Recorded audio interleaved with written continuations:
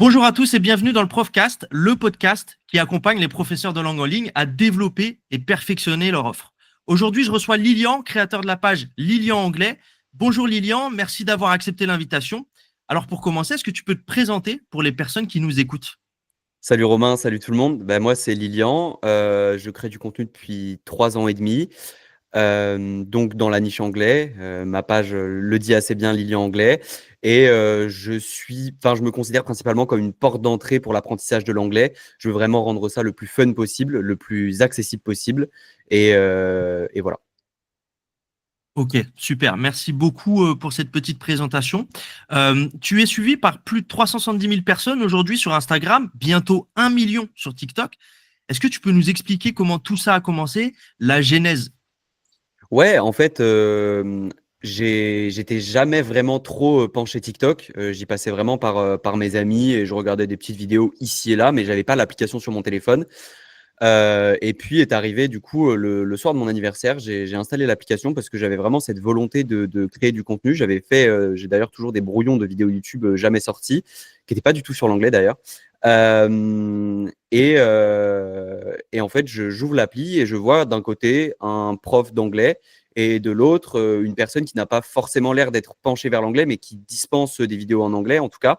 Et je me dis, bah en fait, il y a une place pour moi. Et je décide de créer du contenu avec un concept de base, 31 jours pour en apprendre le plus possible en anglais. Et dès la deuxième vidéo, ça a très très bien pris, avec énormément de vues. Et au bout d'1 mois et demi, 2 mois, j'avais déjà à peu près 200 000 abonnés, ce qui m'a fait entrevoir la possibilité d'en vivre tout simplement.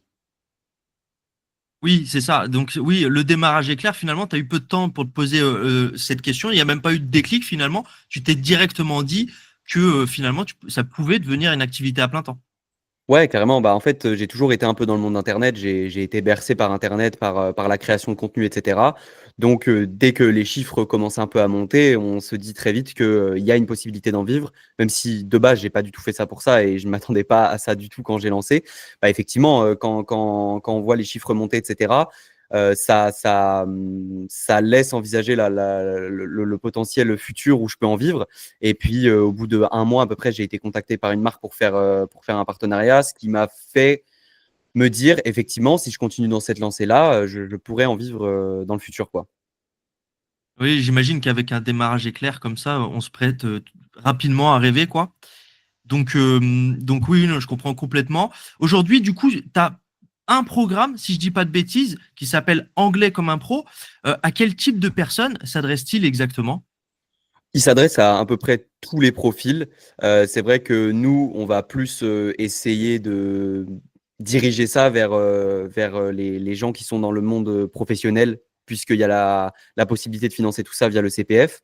Mais ça s'adresse à peu près à tout le monde. Enfin, dès que quelqu'un veut apprendre l'anglais, se professionnaliser dans son anglais, devenir meilleur, que ce soit pour voyager, que ce soit pour travailler, que ce soit pour n'importe, cette formation en fait, va s'adapter à tout le monde, ne serait-ce que par le fait qu'on a un premier rendez-vous qui est offert, où vraiment on explique tout, mais aussi on apprend à découvrir la personne, savoir ses objectifs, donc on va s'adapter à cette personne, mais aussi par le fait que c'est accompagné par un coach personnalisé, etc., qui est certifié.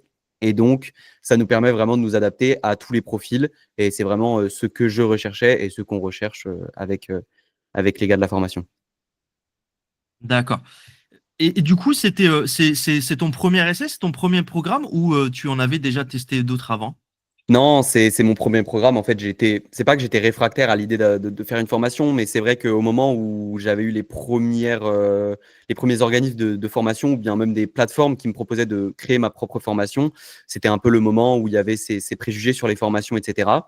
Et en fait, bah là, c'est arrivé à un moment où déjà les préjugés avaient diminué et puis surtout où j'avais une forte confiance en ce projet puisque, bah, il y a la certification Calliope derrière, il y a le financement CPF, il y a le fait que ce soit reconnu par l'État. En fait, il y avait toutes ces cases qui étaient cochées et qui étaient, ouais, des bons indicateurs pour moi de me dire: «Je peux proposer ça à mon audience et mon audience sera pas réfractaire, mon audience sera plutôt, à fond là-dedans» et voilà. Oui, tu cherchais une forme de légitimité à une époque où finalement on en perdait notamment avec tous ces programmes en ligne. Euh, ok, je comprends. Dans Anglais Pro, tu fais du coaching individuel. C'est quand même quelque chose d'assez rare pour des créateurs de contenu avec une grosse audience comme toi. Pourquoi ce choix plutôt qu'un programme 100% asynchrone où finalement tu as beaucoup plus de recul? Bah, en fait, il y a vraiment cette idée que quand la personne finance cette formation, elle soit vraiment accompagnée de A à Z. C'est vraiment ce qu'on cherche, que ce soit déjà par un programme qui derrière est disponible tout au long de l'année, mais aussi via notre coach qui va vraiment accompagner de bout en bout la personne sur sa moindre question. Et c'est aussi pour proposer vraiment une forme d'adaptation et d'adaptabilité à chaque profil, à chaque besoin et que la sortie et la débouchée de cette formation soit bonne. Parce que la finalité, si on dispense une formation mais qu'elle n'est pas bonne de A à Z, les retours vont être mauvais, donc il n'y aura pas de conversion après coup. Là où les retours sont très très bons, c'est aussi avec cette ambition d'avoir de très bons retours et d'avoir que des clients satisfaits qu'on a inséré ce coaching personnalisé. J'imagine qu'avec un tel accompagnement, en plus tu parles de financement CPF, de certification Calliope, j'imagine que ton positionnement il est plutôt high ticket. Alors on va avoir trois segments pour expliquer un petit peu à l'audience. On va avoir généralement trois segments qui vont être le low, le mid et le high ticket. Donc le low qui va se situer plutôt aux alentours de 100 euros, le mid plutôt aux alentours de 300 à 500. Et en général, high ticket, on passe la barre des 1000 euros. Et c'est une réponse qui, je pense, peut être très intéressante, puisque bah, il y a pas mal d'idées reçues à ce sujet. Est-ce que tu peux nous parler un petit peu comme ça du positionnement de la formation? Ouais, le positionnement, il est plutôt high parce qu'effectivement, on est sur une tranche de prix qui va varier dépendamment de ce dont la personne a besoin, ce dont quoi la personne a besoin, pardon, qui va varier entre 900 et 3000. C'est notamment pour ça qu'il y a le financement CPF qui est en place et c'est aussi pour ça que la personne type qui va pouvoir financer cette formation est quelqu'un qui est déjà dans le monde de l'emploi, dans le monde du travail depuis un moment, qui a vraiment son CPF rempli et qui du coup va pouvoir financer via son CPF la formation. C'est sûr que ce n'est pas une formation dans laquelle on va pouvoir financer avec nos propres moyens comme ça, cash, 100 euros pour avoir accès à un petit programme. Là, c'est vrai qu'il y a énormément de modules, il y a le coaching personnalisé et donc avec le financement CPF, on vise plutôt quelqu'un qui a déjà pu engranger un peu d'argent sur son CPF, quoi. Ok, je comprends. Merci beaucoup pour ces réponses. Merci beaucoup pour ta transparence. Et du coup, je me demandais naturellement si aujourd'hui, effectivement, je souhaite me positionner comme toi, sur une offre high ticket, mais que j'ai pas forcément la certification Calliope. Est-ce que pour toi, c'est possible au vu de la concurrence ou pas du tout? C'est difficile. En fait, chaque métrique qu'on peut ajouter, que ce soit par la personne qui fait la promotion, si c'est quelque chose plus d'affiliation, comme la formation en elle-même, il faut avoir des cases qui vont venir rassurer le futur ou la future formée. Et donc, ça passe par une certification Calliope, ça passe par aussi une certaine professionnalisation de la personne qui va promouvoir cette formation, que ce soit via un livre, que ce soit via des certifications de la personne elle-même, via des diplômes, etc. Et puis, dans la formation, effectivement, la certification Calliope, le fait que ce soit reconnu par l'État, le fait que ce soit finançable, etc., sont des cases qui sont importantes.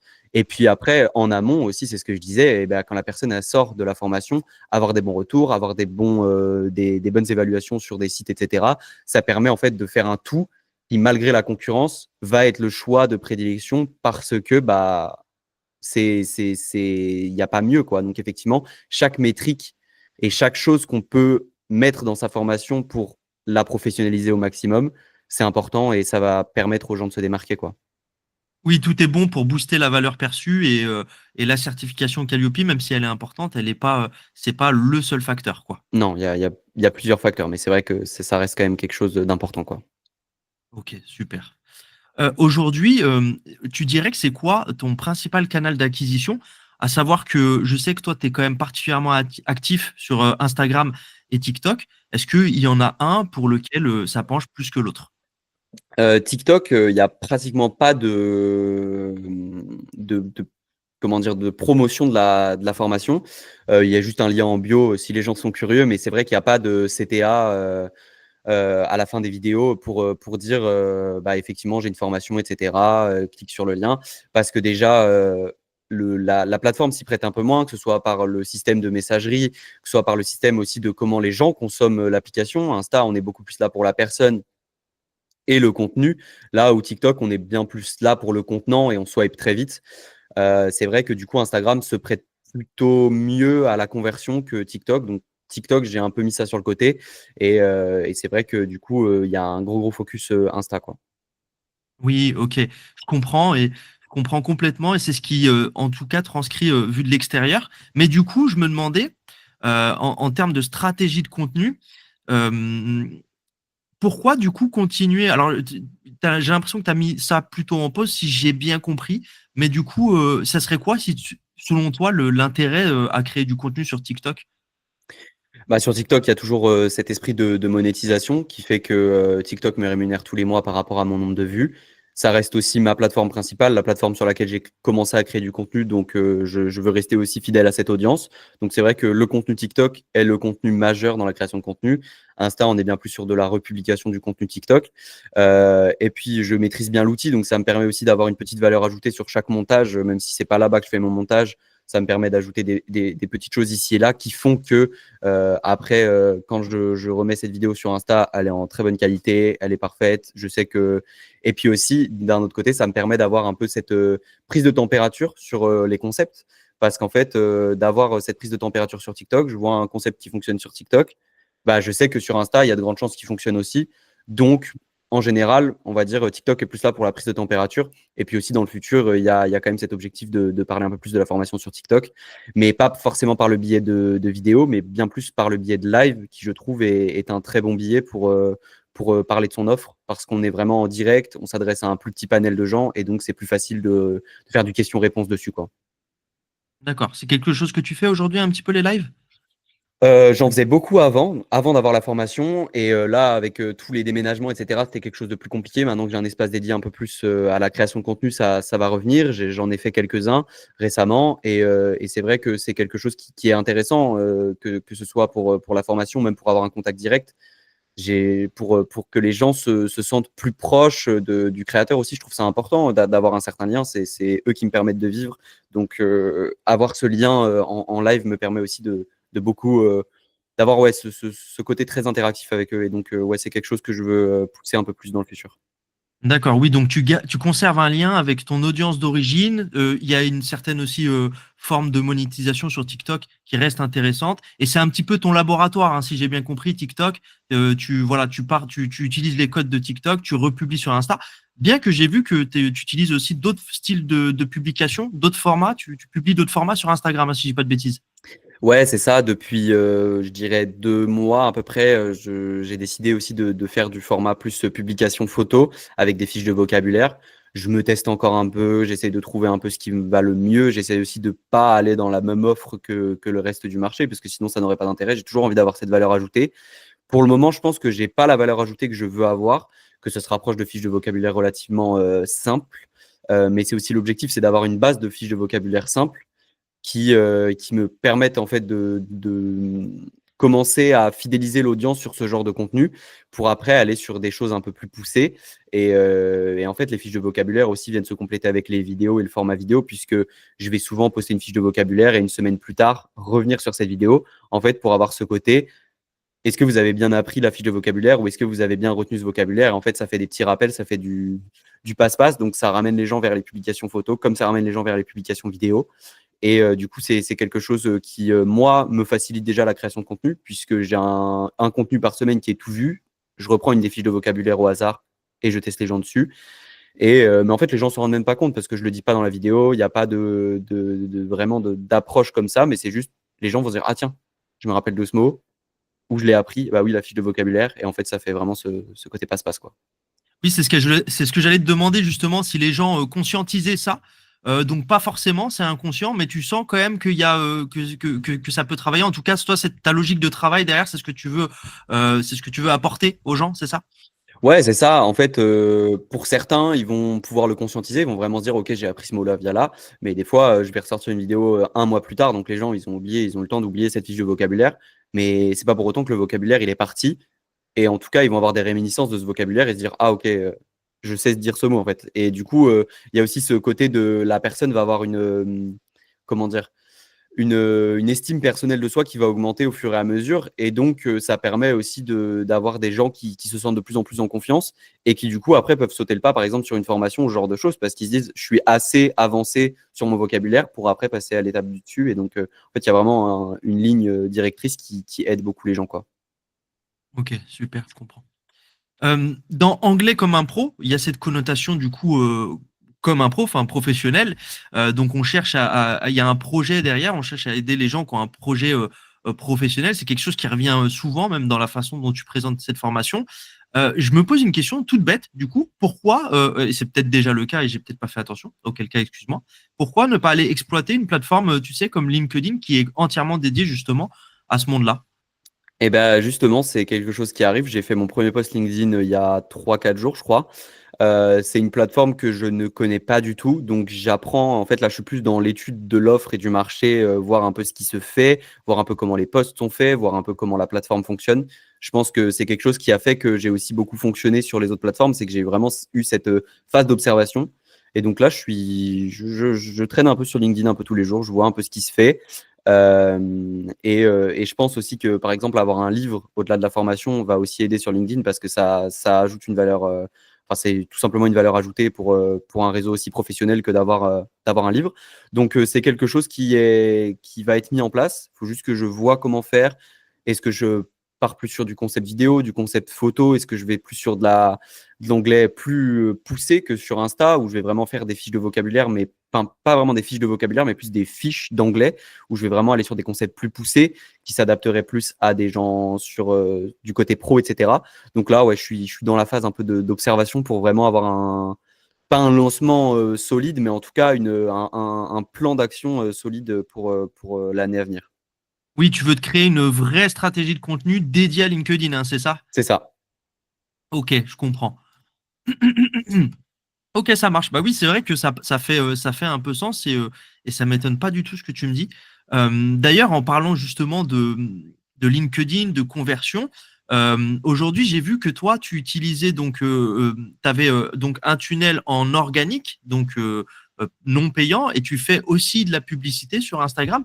Est-ce que tu peux nous dire un petit peu, enfin sur Instagram et Facebook, est-ce que tu peux nous dire un petit peu ce que ça t'a apporté, la publicité euh, dans ton entreprise? Bah, c'est clair que les publicités, ça a fait un gros coup de boost. Je dirais que ça a doublé le chiffre d'affaires le mois de lancement. Donc ça a vraiment fait un gros coup de boost. Et du coup, ouais, là, on est vraiment sur trois vraiment manières d'aborder les gens avec l'organique en story, en lien dans la bio, etc. Avec le setting en message privé et puis effectivement le canal ads qui vient s'ajouter à tout ça et qui fait que on couvre un peu tout ce qu'on peut couvrir via ces différents moyens, quoi. Ok, c'est super intéressant. Donc en fait, oui, moi vu de l'extérieur, j'en avais que deux, tu vois. J'avais pas l'onglet setting. Est-ce que pour l'audience, tu peux expliquer un petit peu en quoi ça consiste le setting, s'il te plaît? Ouais, c'est très simple. En fait, c'est une équipe de personnes qui vient s'ancrer sur mes messages privés et qui vient faire en fait tout simplement de la conversion directement en message privé, ce qui permet de beaucoup plus faire du cas par cas, d'aller au profil par profil et qui permet du coup de consolider aussi cette base de on s'adapte et on fait en fonction du programme de tout à chacun et de l'emploi du temps de tout à chacun.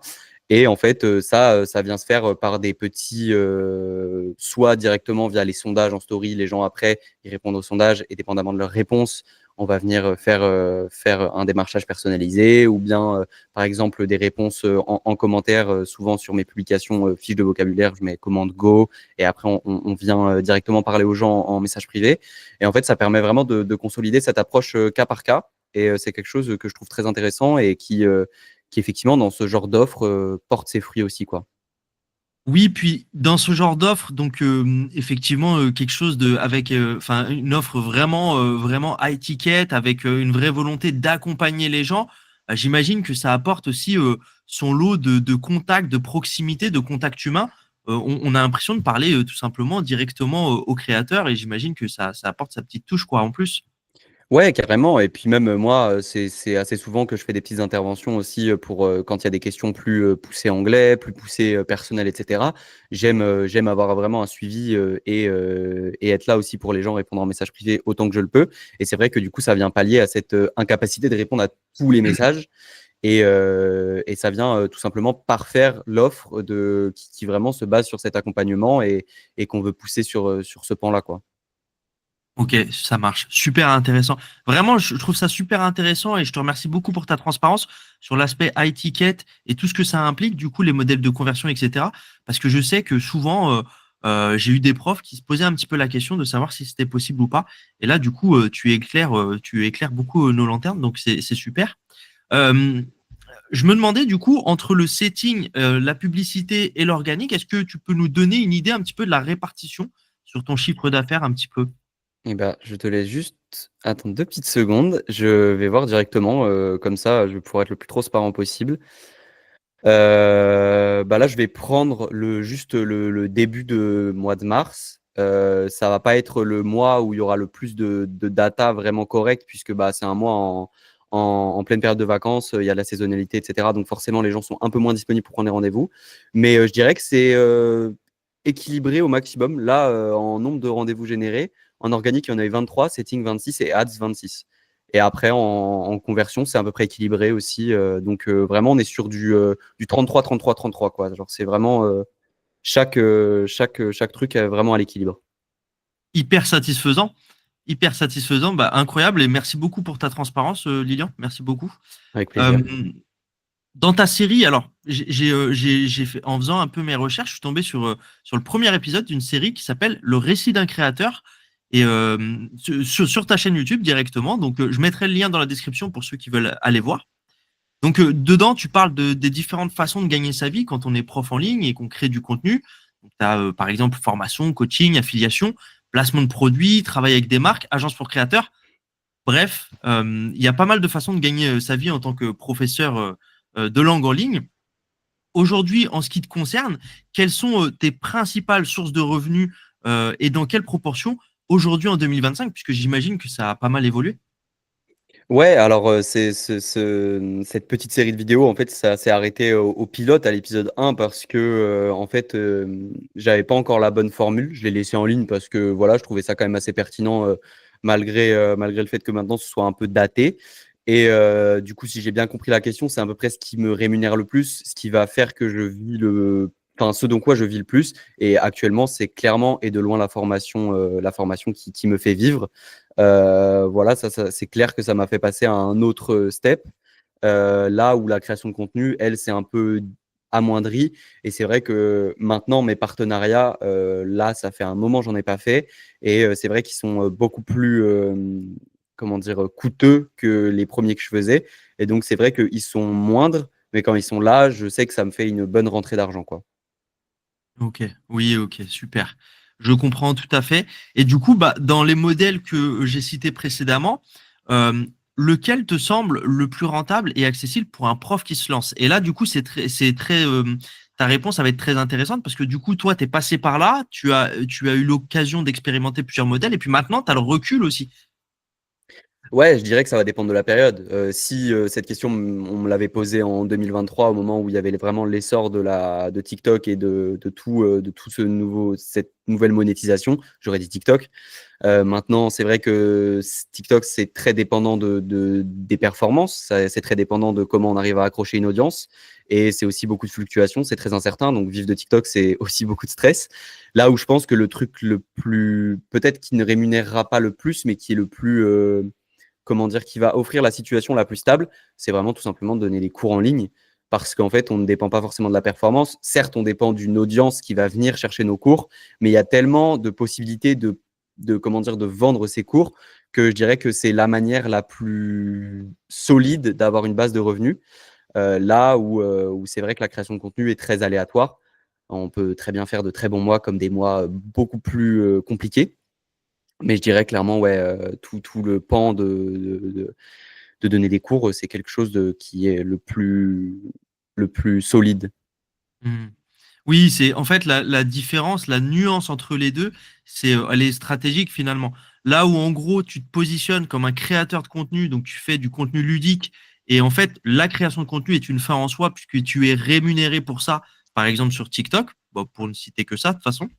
Et là où aujourd'hui, toi, ce à quoi tu fais référence, pardon, c'est plutôt mettre la création de contenu au service de ses C'est cours, ça. de son programme. C'est bien ça, hein. Ouais, c'est ça. Clairement, en fait, créer une audience, mais ne pas se. En fait, on peut. Enfin, il y a vraiment ce blocage pour certains de se dire si j'ai pas 200 000 abonnés, je vais pas pouvoir convertir dans des cours, alors que rien qu'à 5 000, 10 000 abonnés, on peut en vivre largement, mais pas en se basant sur la création de contenu, ça c'est sûr, mais en faisant des choses à côté, que ce soit du coaching, de la formation, des cours personnalisés, etc. Il y a clairement une place pour la conversion et ce, dès un petit nombre d'abonnés. Ça dépend juste de sa méthode, de ce qu'on veut vendre, de ce qu'on fait, et je pense que voilà. Ok, ça marche.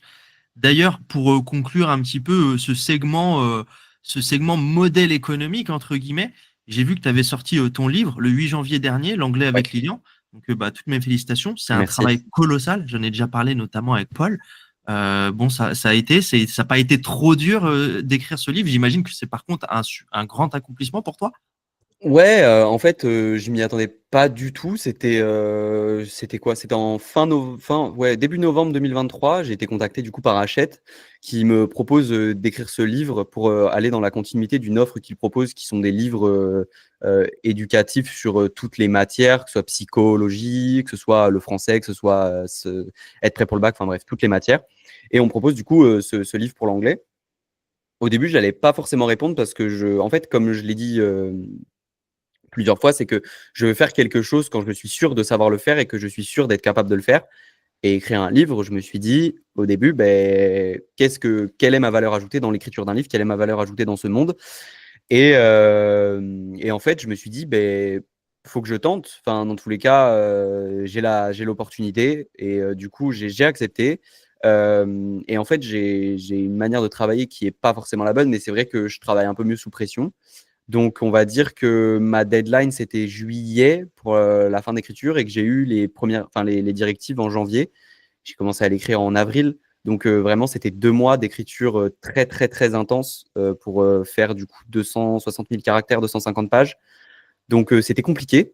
Mais au final, je suis assez satisfait du produit fini qui, en fait, s'inscrit très bien dans ce que je propose sur Internet, qui est vraiment en fait, le livre, on n'est pas obligé de le lire page 1 à page 250 dans l'ordre. En fait, on choisit, on se réveille le matin, tiens, je veux faire de la prononciation. Hop, je regarde en haut à droite quelle couleur on est, prononciation, je prends une page prononciation. Allez, je vais me faire une petite page vocabulaire, etc. En fait, c'est vraiment un livre. On l'ouvre, on apprend un truc, on le referme. On ouvre, on apprend un truc, on le referme. Donc, c'est vraiment dans la continuité de la porte d'entrée pour l'apprentissage des langues. Et du coup, c'est dans cette idée-là un projet dont je suis satisfait parce que il est très cohérent avec ce que je propose et qui je suis. Ok, super. Bah, encore toutes mes félicitations en tout cas. Merci. Pour aborder un petit peu plus le côté entrepreneur, le côté quotidien de ta vie d'entrepreneur, aujourd'hui, tu dirais qu'il ressemble à quoi? Comment tu gères l'équilibre, tu sais, entre bah, la création de contenu, qui, j'imagine, occupe, ou plutôt occupé, une grosse part de ton activité, la gestion des élèves, le développement de ton activité, et même ta vie perso, comment tu gères un petit peu tout ça au quotidien dans ta vie d'entrepreneur? Bah, déjà, moi, j'ai cette chance, avec Quilus, donc l'organisme de formation avec qui je travaille, de ne pas avoir de cours à dispenser, en fait, et d'avoir uniquement vraiment cette réponse aux questions et puis potentiellement des appels avec les formés pour discuter, et cetera. Mais j'ai pas tout ce pan de dispensation de cours. Je sais pas si ça se dit, mais voilà, au moins c'est clair. Du coup, vraiment, moi, mon focus, il est vraiment sur la création de contenu à fond, à fond, à fond. Puisque tout le reste, en fait, est un peu autogéré. Ou alors, j'ai mis en place des dispositifs qui font que c'est géré sans que j'ai vraiment beaucoup de choses à faire. Donc, ouais, mon emploi du temps type, il est vraiment focus, focus, création de contenu. Donc, maintenant, je suis un peu mieux calé par rapport à ça. Parce qu'avant, c'est vrai que c'était difficile de prendre du repos, c'était difficile de prendre du temps pour moi, etc. Bah là, depuis que j'ai lancé du contenu, j'ai pas vraiment pris de vacances parce qu'en fait, dans tous les cas, enfin, j'ai toujours ma tête qui pense à la création de contenu et, et c'est vrai que du coup, l'équilibre, il est difficile à trouver. Mais maintenant, j'ai vraiment cette journée dans la semaine ou ces 2 journées dans la semaine où je vais vraiment faire tout le tournage de toutes les vidéos que j'ai écrites tout au long de la semaine. Parce qu'en fait, c'est aussi ça qui est sympa dans ma niche, c'est que je vais regarder un contenu, je vais me dire: «Ah tiens, ça peut être intéressant à traiter», je vais commencer à écrire, je vais commencer à écrire. Là, j'ai pratiquement 2000 notes dans mon téléphone de vidéos encore à faire et donc vraiment, c'est difficile parfois parce qu'on décroche vraiment jamais parce que tout est sur le téléphone. Mais je m'en sors plutôt bien et beaucoup mieux qu'au début, ça c'est sûr. Oui, c'est clair, on décroche. Oui, il y a toujours une certaine charge mentale. On a toujours un peu finalement la tête dedans, même si tu Ouais. partais en vacances, tu y penserais un petit peu finalement. Euh, D'ailleurs, c'est intéressant ça. Je me demandais, avec le recul, est-ce que tu trouves que c'est un modèle plus stressant ou plus épanouissant que la vie de salarié, la vie d'entrepreneur? Je pense que la réponse va dépendre beaucoup de ce qu'on fait et de dans quelle niche d'entrepreneuriat on est. Mais c'est vrai que moi, dans la création de contenu, c'est beaucoup moins stressant que, en fait, il y a toujours ce syndrome. Le seul syndrome qu'on peut avoir dans la création de contenu, c'est qu'on nous oublie. Que si on poste pas pendant 2 jours, les gens vont plus se rappeler de qui on est, que l'algorithme va plus vouloir nous propulser, et cetera. Donc il y a vraiment cette course au post. Moi, je sais que pendant 1 an et demi, je sortais 5 à 6 vidéos par jour. Donc Oui. ouais, en à peu près 1 an et demi, j'ai sorti 1300 vidéos. Donc, mais à l'époque, c'était des capsules plus courtes, c'était vraiment des capsules de 15 à 20 secondes. Mais voilà, donc il y avait vraiment ce truc. Et puis au bout d'un moment, j'ai commencé à prendre du recul. Je pense que ça a aussi beaucoup aidé le nouveau système de monétisation où on est passé à 1 minute de vidéo. Et donc, je me suis concentré sur le format pas long, mais un peu plus long que le format très très court. Mais je dirais que c'est moins stressant dans le fait d'avoir des gens au-dessus de nous, d'avoir des responsabilités qui nous sont posées par des gens, mais c'est plus stressant dans l'idée même, ou en tout cas, moi, dans ma formule et dans comment je gère les choses, si je tombe malade, si je peux plus créer de contenu, si j'ai un problème, c'est fini, tout s'arrête et j'ai pas de, je peux pas créer, enfin, si c'est pas moi qui crée mon contenu, personne va le faire pour moi, quoi. Ouais, bien sûr, bien sûr. Oui, oui, bien sûr. Bah, c'est toute ce qui est c'est tout ce qui nous fait rêver en tant qu'entrepreneur, mais c'est aussi la tare, c'est qu'effectivement, on est complètement indépendant, donc ça signifie aussi que bah, on peut compter que sur soi. Et oui, non, je comprends totalement. Tu nous parlais tout à l'heure de développer un petit peu, comment dire, ton contenu, de développer une stratégie sur LinkedIn. Est-ce que tu as d'autres projets pour cette année 2025 en préparation? Plutôt des projets qui s'ancrent dans vraiment la création de contenu, c'est-à-dire diversifier un maximum ma manière d'amener les vidéos. Là, ça passe par beaucoup de changements au niveau du montage. Ça passe par beaucoup de temps de réflexion sur comment mieux amener les vidéos sur chaque réseau. Je trouve que l'algorithme TikTok, qui était avant très proche de celui d'Insta, n'est plus forcément aussi proche et du coup, potentiellement proposer enfin le même contenu, mais de l'amener d'une manière un peu différente. Continuer dans cette DA de fiches de vocabulaire et de fiches d'anglais. Et aussi, maintenant que j'ai vraiment ma pièce dédiée à la création de contenu, l'aménager au mieux possible pour refaire du contenu, par exemple, sur Tableau. C'est quelque chose que j'aimais beaucoup faire à l'époque. Donc, du contenu, en fait, qui va être un point de base pour après dire aux gens que s'ils veulent apprendre ça avec plus de profondeur, ben, j'ai une formation et que ça peut vraiment s'ancrer dans leur idée d'apprentissage. Mais ouais, en fait, juste pousser un peu plus tout ce que j'ai déjà mis en place depuis 3 ans, quoi. Oui, pousser, optimiser. C'est ça. Ok, ça marche. Tu l'auras compris, on est suivi du coup par une audience de profs de langue en ligne, donc finalement des collègues. Quel conseil tu donnerais à un prof, tu sais, qui veut se lancer en ligne, mais qui galère à trouver des élèves? De persévérer dans la création de contenu, je pense que c'est ça vraiment la base qui va permettre de ramener une potentielle audience. Je pense que c'est se concentrer aussi sur des réseaux rapides, donc TikTok, où vraiment en une vidéo, on peut avoir une croissance énorme, juste avec une vidéo qui fonctionne bien et en fait, s'adapter aussi à l'offre, que les autres proposent. C'est-à-dire que si on voit, des contenus qui fonctionnent très, très bien chez d'autres, heu, beh, le faire, mais sans aller dans le recopiage parce que sinon on n'a aucune valeur ajoutée, les gens ne vont pas s'y intéresser. Mais en tout cas, s'inspirer de ce qui se fait et de ce qui fonctionne, c'est important. Ou alors d'avoir une idée complètement, pas révolutionnaire, mais une idée complètement, différente de ce qui se fait. Moi, je sais que, par exemple, ce qui m'a apporté, plus de 600 000 abonnés en en 3 mois, c'est en fait un format qui n'était pas du tout fait sur TikTok. C'était tout le format de quiz. C'était quelque chose qui n'était pas du tout fait, que ce soit aux États-Unis, dans n'importe quel pays. Et en fait, je suis arrivé avec ce format, qui est pourtant un format vieux comme le monde. Enfin, la plupart des crochets télé, des télécrochets, pardon, c'est des quiz. C'est vraiment cette question enfin, c'est cette idée de poser des questions.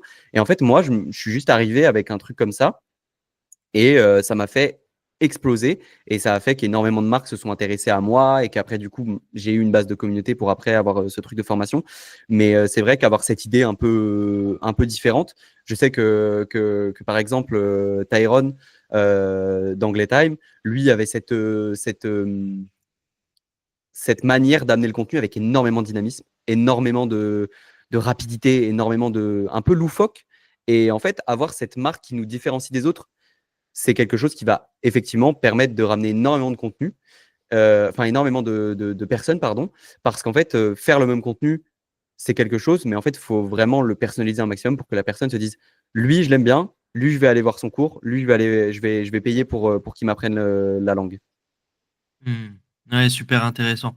Oui, en plus, j'imagine que bah, des professeurs de langue, il y en a quand même pas mal, surtout aujourd'hui, qui veulent s'émanciper un petit peu, par exemple, des plateformes en ligne intermédiaires, etc.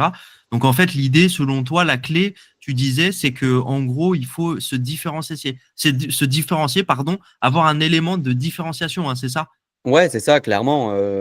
C'est si on fait enfin, à partir du moment où on est dans une niche, on va tous parler de la même chose, mais c'est la manière dont on va l'amener qui va faire que les gens vont plutôt se fidéliser à notre contenu plutôt qu'à celui d'un autre. Je pense qu'il y a aussi une partie de quand la personne va s'intéresser à une discipline, elle va forcément vouloir du contenu sur cette discipline, sur cette niche. Mais je pense que la manière dont on l'amène est importante. Et pour prendre mon cas de figure, je sais que 2, 3 fois par an, je vais changer ma manière d'amener mon contenu.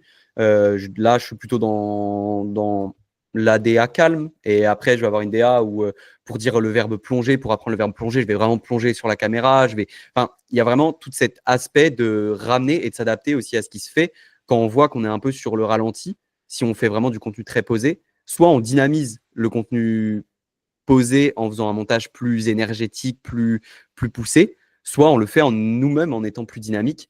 Et en fait, il faut se dire que la personne, elle va swipe très vite. Donc, si on veut vraiment se baser sur la création de contenu pour après convertir, il faut que les 2 premières secondes, il faut accrocher et il faut vraiment être le plus, pas divertissant, parce que c'est pas vraiment ça le but, mais le plus accrocheur possible. D'accord, ok, je comprends. Tu dirais que c'est quoi, d'ailleurs, l'erreur numéro un à éviter quand on se lance? Dans le fait de dispenser des cours ou plutôt dans le fait de créer du contenu? Bah, sachant que toi, tu as commencé plutôt par la création de contenu, j'aurais tendance à dire la création de contenu, mais si tu as un élément de réponse dans le segment des cours, écoute, on est preneur.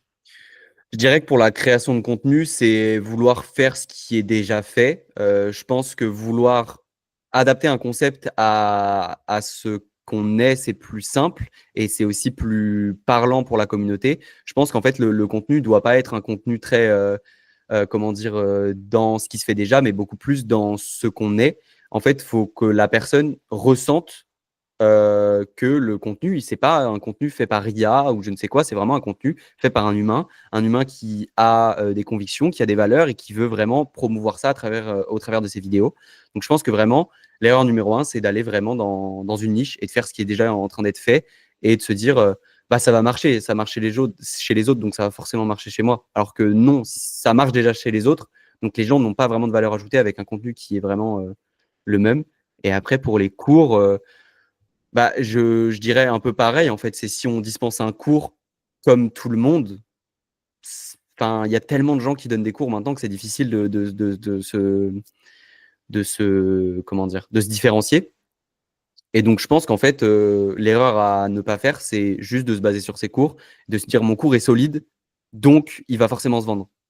Bah, si à côté, l'élément vendeur, il n'est pas solide, le cours, il peut être aussi parfait qu'il est. Si à côté, la pub, la création de contenu, elle n'est pas solide, la personne n'aura jamais envie d'aller voir ce qu'est le cours. Donc, je dirais vraiment, ouais, se donner à fond dans la création de contenu et trouver des idées innovantes, quoi.